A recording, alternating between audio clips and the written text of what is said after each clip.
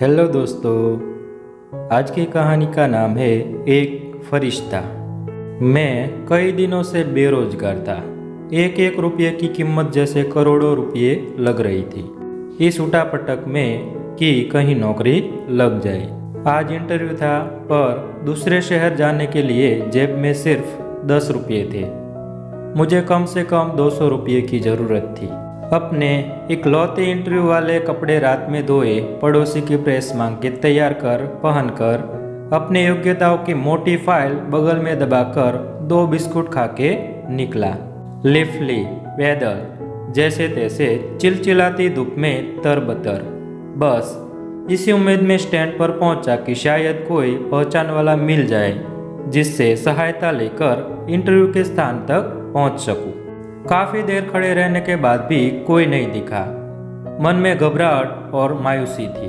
क्या करूँगा, अब कैसे पहुँचूँगा? पास के मंदिर में जा पहुँचा। दर्शन कर सीढ़ियों पर बैठा था। मेरे पास में ही एक फकीर बाबा बैठा था। उसके कटोरे में मेरी जेब और बैंक अकाउंट से ज़्यादा पैसे पड़े थे। मेरी नज़रें और हालात समझ के बोला, कुछ मदद चाहिए क्या? मैं बनावटी मुस्कुराहट के साथ बोला, आप क्या मदद करोगे? चाहो तो मेरे पूरे पैसे रख लो। वो मुस्कुराता हुआ बोला। मैं चौंक गया। उसे कैसे पता मेरी ज़रूरत? मैंने कहा, क्यों? शायद आपको ज़रूरत है। वो गंभीरता से बोला। हाँ है तो, पर तुम्हारा क्या? तुम तो दिन भर मांग के कमाते हो। मैंने उसका पक्ष रखते हुए कहा। वो हंसता हुआ बोला, मैं नहीं मांगता साहब, लोग डाल जाते हैं मेरे कटोरे में पुण्य कमाने के लिए। मैं तो बाबा हूँ, मुझे इनका कोई मोह नहीं। मुझे सिर्फ भूख लगती है, वो भी एक टाइम, और कुछ दवाइयाँ, बस। मैं तो खुद ये सारे पैसे मंदिर की पेटी में डाल देता हूँ। वो सहज था कहते कहते। मैंने हैरानी से पूछा, फिर यहाँ क्यों बैठते हो?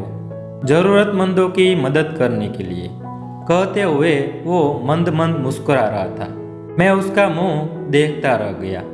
उसने 200 रुपये मेरे हाथ पर रख दिए और बोला, जब हो तब लौटा देना। मैं उसका शुक्रिया जताता हुआ वहाँ से अपने गंतव्य तक पहुँचा। मेरा इंटरव्यू हुआ और सिलेक्शन भी। मैं खुशी खुशी वापस आया। सोचा उस फकीर बाबा को धन्यवाद दे दूं। मैं मंदिर पहुंचा। बाहर सीढ़ियों पर भीड़ लगी थी। मैं घुस के अंदर पहुंचा। देखा वहीं फकीर मरा पड़ा था। मैं बहुत चक्का रह गया।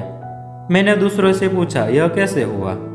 पता चला वो किसी बीमारी से परेशान था, सिर्फ दवाइयों पर जिंदा था। आज उसके पास दवाइयाँ नहीं थी और न उन्हें खरीदने के पैसे। मैं अवाक सा उस बाबा को देख रहा था।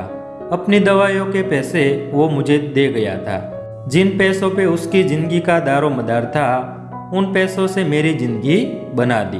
भीड़ में से कोई बोला, अच्छा हुआ मर गया। ये भिखारी भी बोझ होते हैं, कोई काम के नहीं। मेरी आंखें डबडबाई।